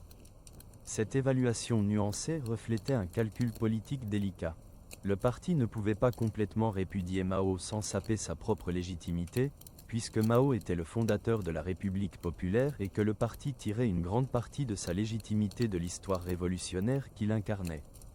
D'un autre côté, le parti devait reconnaître les énormes souffrances causées par les politiques de Mao pour justifier les réformes de Deng qui s'écartaient radicalement de la vision de Mao. Comment devrait-on évaluer le bilan de Mao? C'est une question à laquelle historiens et citoyens chinois continuent de lutter. Du côté positif, on peut créditer Mao d'avoir unifié la Chine après des décennies de guerre civile et de désintégration. Sous sa direction, la Chine retrouva son indépendance et mit fin au siècle d'humiliation qu'elle avait subi aux mains des puissances impérialistes. Le régime de Mao apporta également certains gains sociaux. Les femmes reçurent l'égalité légale. La pratique millénaire du bandage des pieds fut abolie. Les mariages arrangés furent interdits. Les campagnes d'alphabétisation et de santé publique eurent un impact positif. L'espérance de vie en Chine doubla entre 1949 et 1976, passant d'environ 35 ans à 70 ans, malgré la famine dévastatrice du grand bond en avant. Cependant, les coûts furent extraordinairement élevés. Le nombre total de morts attribuables aux politiques de Mao est débattu, mais même les estimations les plus conservatrices le placent dans les dizaines de millions. Le grand bond en avant causa probablement entre 30 et 45 millions de morts. La révolution culturelle causa plusieurs millions de morts supplémentaires, sans compter les innombrables vies détruites par la persécution politique, l'exil forcé et le traumatisme psychologique. Au-delà du nombre de morts, il faut considérer les dommages culturels et intellectuels. Des trésors culturels irremplaçables furent détruits pendant la révolution culturelle. L'éducation fut gravement perturbée pendant une décennie. Les intellectuels et les personnes éduquées furent systématiquement persécutés, créant un climat de peur et d'anti-intellectualisme. Les politiques de Mao créèrent également une culture politique de mensonges systématiques et de conformité forcée. La vérité devint ce que le parti, et ultimement Mao lui-même, disait qu'elle était. Ceux qui osaient exprimer des opinions dissidentes faisaient face à des persécutions sévères. Cette culture politique laissa des cicatrices profondes sur la société chinoise qui persistent encore aujourd'hui. Aujourd'hui en Chine, Mao reste une figure complexe et controversée. Son portrait géant continue de surplomber la place Tiananmen. Son corps embaumé reste exposé dans son mausolée. De nombreux Chinois, particulièrement les personnes âgées qui se souviennent des premières années de la République populaire, conservent un certain respect pour lui comme le fondateur de la Chine moderne. Certains, face aux inégalités croissantes de la Chine contemporaine, regardent avec nostalgie vers l'ère de Mao comme une période de plus grande égalité, oubliant ou minimisant les souffrances de cette époque. D'autres Chinois, particulièrement ceux dont les familles ont directement souffert pendant la révolution culturelle, ont une vision beaucoup plus critique. Cependant, la discussion publique sur les aspects négatifs de l'ère de Mao reste politiquement sensible en Chine. Le gouvernement contrôle étroitement l'accès aux archives historiques et décourage les débats publics qui pourraient remettre en question la légitimité du parti. L'héritage de Mao s'étend également au-delà de la Chine. Le maoïsme, l'adaptation chinoise du marxisme-léninisme, a influencé des mouvements révolutionnaires dans de nombreux pays en développement, particulièrement en Asie, en Afrique et en Amérique latine. Des groupes maoïstes existent encore aujourd'hui dans des pays comme l'Inde, le Népal et les Philippines, bien que leur influence soit généralement marginale. Mao Tse-dong fut indéniablement l'une des figures les plus importantes et les plus influentes du XXe siècle. Ses actions façonnèrent le destin de la nation la plus peuplée du monde et eurent des répercussions à travers le globe. Évaluer son héritage nécessite de peser ses accomplissements révolutionnaires contre les souffrances massives causées par ses politiques utopiques et son exercice impitoyable du pouvoir. C'est une évaluation que les historiens et les Chinois eux-mêmes continueront de débattre pour les générations à venir. Conclusion. Nous voici arrivés au terme de ce long voyage à travers la vie de Mao Tse-dong. De l'enfant né dans un village reculé du Hunan à l'homme qui dirigea un quart de l'humanité, son parcours fut extraordinaire. Il unifia la Chine et la libéra de la domination étrangère, mais au prix de dizaines de millions de vies et de souffrances incalculables. L'histoire de Mao nous rappelle les dangers du pouvoir absolu et de l'utopisme idéologique. Elle nous montre comment même des intentions proclamées de servir le peuple peuvent mener à des catastrophes lorsqu'elles sont combinées avec l'arrogance, l'intolérance à la critique et le refus de reconnaître la réalité. Alors que vous vous préparez à dormir ce soir, peut-être que ces réflexions sur l'histoire et le pouvoir vous accompagneront. L'histoire de Mao, comme toutes les grandes histoires historiques, nous offre des leçons sur la nature humaine, les dangers du fanatisme, et l'importance de préserver la vérité et la dignité humaine face aux grands récits idéologiques. Merci d'avoir écouté cette biographie nocturne.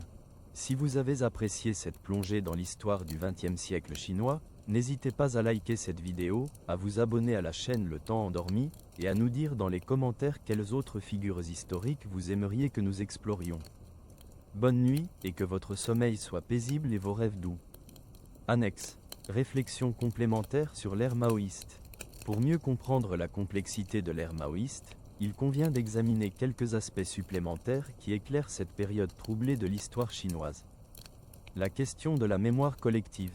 La manière dont la Chine contemporaine se souvient de l'ère de Mao, ou plutôt choisit de ne pas s'en souvenir complètement, est révélatrice. Contrairement à d'autres pays qui ont connu des régimes totalitaires et qui ont ensuite entrepris un processus de vérité et réconciliation, la Chine n'a jamais pleinement confronté les traumatismes de la révolution culturelle ou du grand bond en avant. Les archives historiques concernant ces périodes restent largement fermées aux chercheurs. L'enseignement de cette histoire dans les écoles chinoises est minimal et édulcoré. Les manuels scolaires décrivent brièvement ces événements comme des erreurs, mais n'explorent pas en profondeur leurs causes ou leurs conséquences. Cette amnésie collective partiellement imposée, partiellement volontaire, permet au régime actuel de maintenir la continuité avec le passé maoïste, tout en menant des politiques économiques qui auraient horrifié Mao. Cependant, la mémoire persiste dans les familles. Des millions de Chinois portent les cicatrices de cette époque. Les anciens gardes rouges qui ont participé aux violences de la révolution culturelle vivent avec la culpabilité de leurs actions. Les enfants des victimes de persécutions politiques cherchent à comprendre ce qui est arrivé à leurs parents. Les historiens chinois courageux travaillent, souvent en secret ou en exil, pour documenter cette histoire avant que les témoins ne disparaissent. Le culte de la personnalité. Un aspect frappant du règne de Mao fut l'extraordinaire culte de la personnalité qui se développa autour de lui, particulièrement pendant la révolution culturelle. Ce culte atteignit des proportions quasi religieuses. Le Petit Livre Rouge, un recueil de citations de Mao compilé par Lin Biao, fut imprimé à des milliards d'exemplaires, devenant probablement le livre le plus publié de l'histoire après la Bible.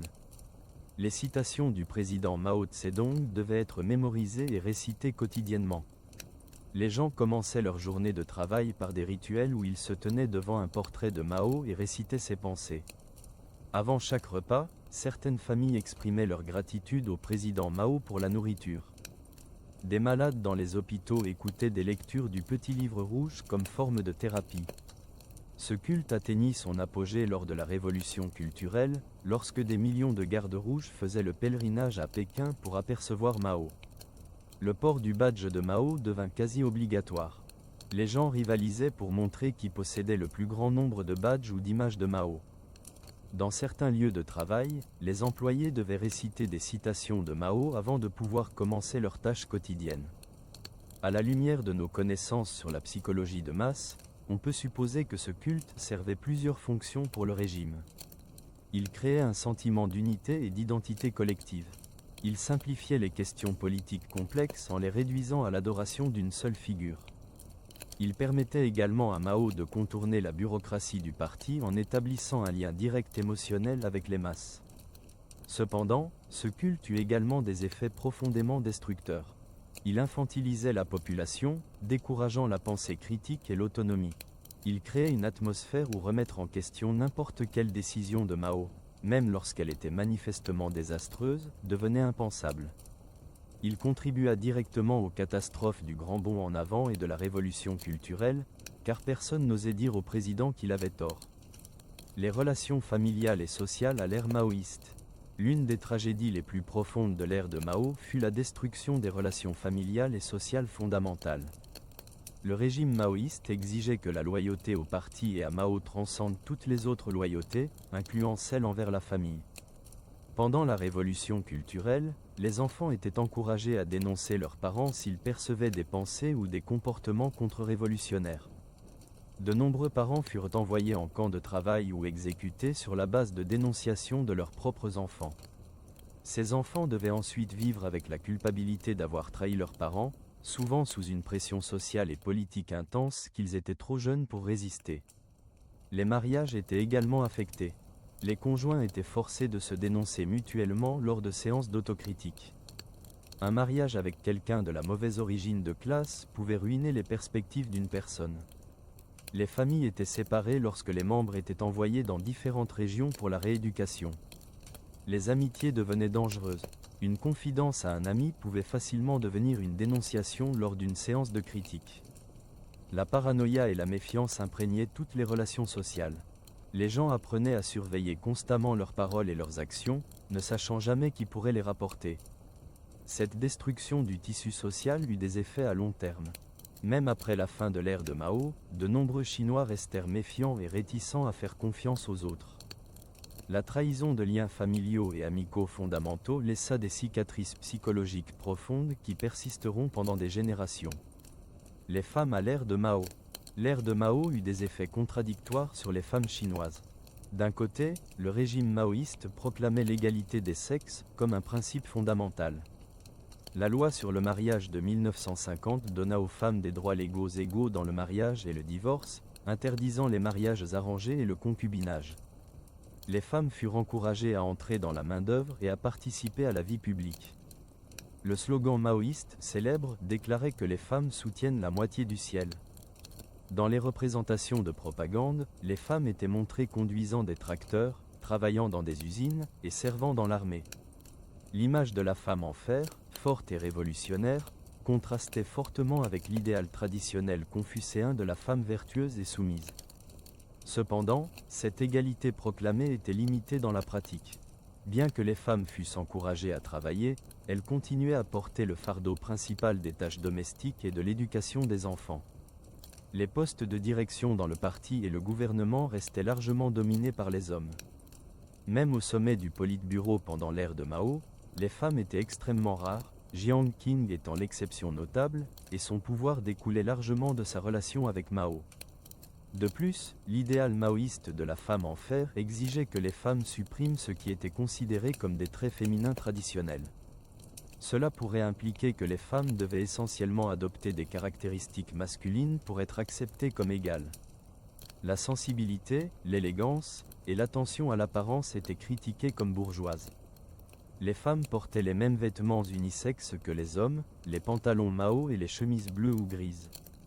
Pendant la révolution culturelle, les femmes gardes rouges participèrent activement à la violence, prouvant qu'elles pouvaient être tout aussi cruelles que leurs homologues masculins. Cette égalité dans la participation à la violence politique était un accomplissement ambigu au mieux. La transformation de l'économie et de la société. Lorsque les communistes prirent le pouvoir en 1949, la Chine était un pays largement agraire avec très peu d'industrie moderne. En 1976, lorsque Mao mourut, la Chine possédait une base industrielle substantielle, bien que ces industries fussent souvent inefficaces et technologiquement arriérées. L'industrialisation rapide de l'ère de Mao, malgré ses nombreux échecs et ses coûts humains énormes, créa une fondation sur laquelle les réformes ultérieures de Deng Xiaoping purent s'appuyer. Les usines construites pendant les années 50 et 60, même si elles n'étaient pas efficaces selon les standards capitalistes, existaient et pouvaient être modernisées. Les millions de travailleurs formés pour travailler dans ces usines constituaient une main-d'œuvre industrielle qui pouvait être déployée plus efficacement une fois que les contraintes idéologiques furent assouplies. Cependant, cette industrialisation fut accomplie à un coût extraordinaire.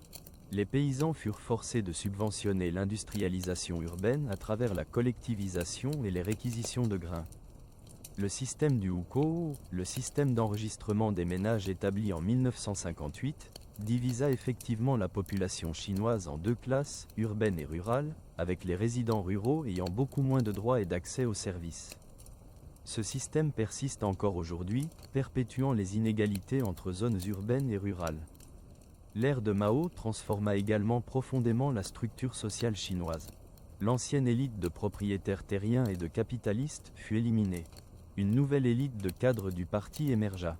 Bien que le régime maoïste prétendit éliminer les classes sociales, en pratique il créa un nouveau système de stratification basé sur l'origine de classes politiques et l'appartenance au parti.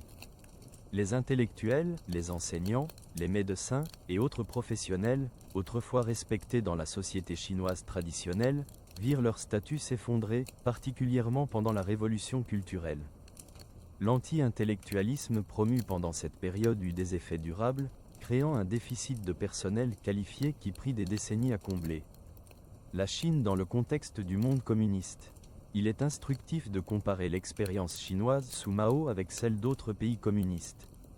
L'Union soviétique sous Staline avait également connu une collectivisation forcée brutale et des purges massives. Cependant, Staline est mort en 1953, et sous ses successeurs, bien que l'Union soviétique resta un État autoritaire, les pires excès du stalinisme ne furent pas répétés. Mao, en revanche, régna jusqu'à sa mort en 1976. Il eut donc l'opportunité de lancer plusieurs campagnes massives, chacune causant d'énormes souffrances. Le grand bond en avant de 1958 à 62 fut suivi par la révolution culturelle de 1966 à 76. Cette capacité à lancer répétitivement des campagnes catastrophiques suggère que le système politique chinois sous Mao manquait de mécanismes efficaces pour limiter le pouvoir du leader suprême ou pour corriger des politiques manifestement destructrices. D'autres pays communistes, comme le Vietnam et Cuba, tout en maintenant des systèmes de partis uniques autoritaires, évitèrent certains des extrêmes les plus destructeurs du maoïsme. Cela pourrait impliquer que ces régimes avaient soit des leaders moins mégalomanes, soit des institutions légèrement plus fortes capables de limiter l'exercice arbitraire du pouvoir. Le Cambodge sous les Khmers rouges de 1975 à 1979 représenta peut-être la version la plus extrême du maoïsme. Pol Pot et ses associés, s'inspirant directement de Mao, menèrent une politique encore plus radicale d'évacuation des villes, d'élimination des intellectuels, et de retour à une société agraire primitive. En seulement 4 ans, les Khmers rouges causèrent la mort d'environ un quart de la population cambodgienne. Ce triste record démontre les dangers extrêmes de l'idéologie maoïste lorsqu'elle est poussée à ses conclusions logiques les plus extrêmes. Réflexion finale. L'histoire de Mao Tse-tung nous confronte à des questions fondamentales sur la nature du pouvoir, de l'idéologie et de la condition humaine. Comment un homme, même brillant et charismatique, put-il causer tant de souffrances ? Comment des millions de gens purent-ils participer à ou tolérer des politiques si manifestement destructrices ? Quelles conditions permettent à de telles catastrophes de se produire, et comment peuvent-elles être prévenues à l'avenir ? Il n'y a pas de réponse simple à ces questions. L'histoire de Mao implique une confluence de facteurs, son propre caractère et ses croyances, le système politique totalitaire qu'il créa, le contexte historique de la Chine sortant d'un siècle d'humiliation et de guerre, l'attrait de l'idéologie utopique promettant de résoudre tous les problèmes sociaux, et la psychologie de masse qui peut amener des gens ordinaires à commettre des actes extraordinairement cruels. Ce qui est peut-être le plus troublant dans l'histoire de Mao, c'est qu'il croyait apparemment sincèrement qu'il agissait dans l'intérêt du peuple chinois. Il n'était pas motivé par la simple cruauté ou le désir de richesse personnelle. Il était motivé par une vision d'une société transformée où l'oppression de classe serait éliminée et où les masses deviendraient les maîtres de leur propre destin. Que cette vision ait été si catastrophiquement mise en œuvre, causant précisément les types de souffrances qu'elle prétendait éliminer, est une tragédie de proportions historiques. Elle nous rappelle que les bonnes intentions, même lorsqu'elles sont sincères, ne suffisent pas. Les idéologies qui réduisent la complexité humaine à des formules simples, qui divisent le monde en catégories rigides de bien et de mal, d'amis et d'ennemis, et qui promettent la perfection future en échange de la souffrance présente, mènent presque invariablement au désastre. L'héritage de Mao continuera d'être débattu tant que la Chine existera. Pour certains, il restera le fondateur héroïque de la Chine moderne. Pour d'autres, il sera l'un des plus grands tyrans de l'histoire. La réalité, comme toujours, est plus complexe que ces jugements binaires. Mao fut un homme d'une intelligence remarquable et d'un courage considérable, qui dédia sa vie à transformer la Chine. Il fut aussi un homme dont l'arrogance, l'intolérance à la critique, et la foi absolue en ses propres jugements causèrent des souffrances à une échelle presque inconcevable. Comprendre pleinement l'ère de Mao nécessite de tenir ensemble ces deux vérités apparemment contradictoires, de reconnaître à la fois les accomplissements réels et les crimes monumentaux, les aspirations sincères et les résultats catastrophiques. C'est seulement en confrontant honnêtement cette complexité que nous pouvons espérer tirer les leçons nécessaires de cette période sombre de l'histoire humaine. Alors que cette longue nuit de narration touche à sa fin, peut-être que l'histoire de Mao Tse-dong vous aura offert non seulement une compréhension d'une période cruciale de l'histoire du XXe siècle, mais aussi des réflexions plus larges sur le pouvoir, l'idéologie, et les dangers que représente toute promesse de transformation totale de la société humaine. Ces leçons demeurent pertinentes aujourd'hui, dans un monde où les tentations de l'autoritarisme et de la pensée utopique n'ont pas disparu. Merci d'avoir accompagné cette exploration de l'histoire. Que votre sommeil soit paisible, et que vos rêves vous portent vers des mondes plus doux que ceux que nous avons visités ce soir. Bonne nuit. Note finale sur les sources et l'exactitude historique.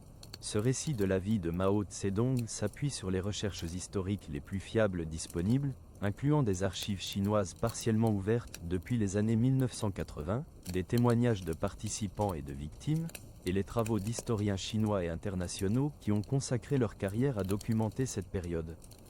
Il convient de noter que certains aspects de la vie de Mao restent sujets à débat historique. Les chiffres exacts de morts durant le Grand Bond en avant et la révolution culturelle varient considérablement selon les sources, reflétant à la fois les difficultés de collecte de données précises dans un régime autoritaire et les différentes méthodologies utilisées par les chercheurs. Nous avons présenté les fourchettes d'estimation largement acceptées par la communauté historique.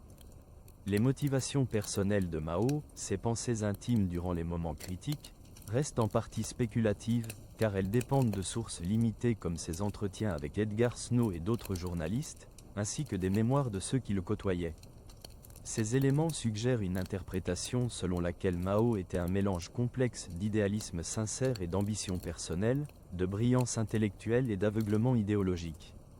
Ce que nous savons avec certitude, ce sont les politiques qu'il a mises en œuvre, les systèmes qu'il a créés, et les conséquences mesurables de ses actions. À la lumière de nos connaissances actuelles, basées sur des décennies de recherches historiques rigoureuses, nous pouvons affirmer que l'ère de Mao fut marquée par des transformations révolutionnaires et des souffrances humaines à une échelle massive. L'histoire continue d'être écrite et révisée à mesure que de nouvelles sources deviennent disponibles. Les récits que nous avons partagés ce soir représentent notre meilleure compréhension actuelle, mais l'histoire, comme toujours, reste ouverte à de nouvelles découvertes et interprétations. Sur ces dernières pensées, nous vous souhaitons une douce nuit de repos, bercée par les leçons complexes de l'histoire humaine. Postface. Les échos contemporains. Alors que nous concluons ce voyage nocturne à travers l'histoire de Mao Tse-dong, il est utile de réfléchir brièvement aux résonances que cette histoire a dans notre monde contemporain. La Chine d'aujourd'hui est radicalement différente de la Chine de Mao. Sous la direction de Deng Xiaoping et de ses successeurs, le pays a embrassé l'économie de marché tout en maintenant le monopole politique du Parti communiste. Cette combinaison unique de capitalisme économique et d'autoritarisme politique a produit des résultats extraordinaires, sortant des centaines de millions de personnes de la pauvreté et faisant de la Chine la deuxième économie mondiale. Pourtant, le Parti communiste chinois n'a jamais complètement renoncé à l'héritage de Mao. Son portrait continue de surplomber la place Tiananmen. Les nouveaux membres du parti prêtent toujours serment devant son image. Les dirigeants actuels invoquent sélectivement son nom et ses idées lorsque cela sert leurs objectifs politiques. Cette relation ambivalente avec l'héritage de Mao, honorant sa mémoire tout en répudiant tacitement la plupart de ses politiques économiques, reflète un calcul politique délicat. Le parti tire sa légitimité de son rôle dans la révolution chinoise et de la fondation de la République populaire. Rejeter complètement Mao signifierait remettre en question les fondements mêmes de cette légitimité. Pour les observateurs extérieurs, l'histoire de Mao offre des leçons importantes sur les dangers du pouvoir non contrôlé, l'importance des institutions qui peuvent limiter les excès des dirigeants, et les risques des idéologies qui promettent une transformation totale de la société. Ces leçons restent pertinentes dans un monde où l'autoritarisme n'a pas disparu et où les tentations de solutions simples à des problèmes complexes persistent. L'histoire nous enseigne également l'importance de se souvenir. Les sociétés qui n'affrontent pas honnêtement leur passé sont condamnées à répéter leurs erreurs. La manière dont la Chine et le monde choisira de se souvenir de Mao Tse-tung dans les décennies à venir façonnera non seulement notre compréhension du passé, mais aussi nos possibilités pour l'avenir. Alors que le sommeil vous gagne doucement, emportez avec vous non pas le poids de l'histoire, mais la sagesse qu'elle offre. Bonne nuit, et que vos rêves soient emplis de paix et de compréhension.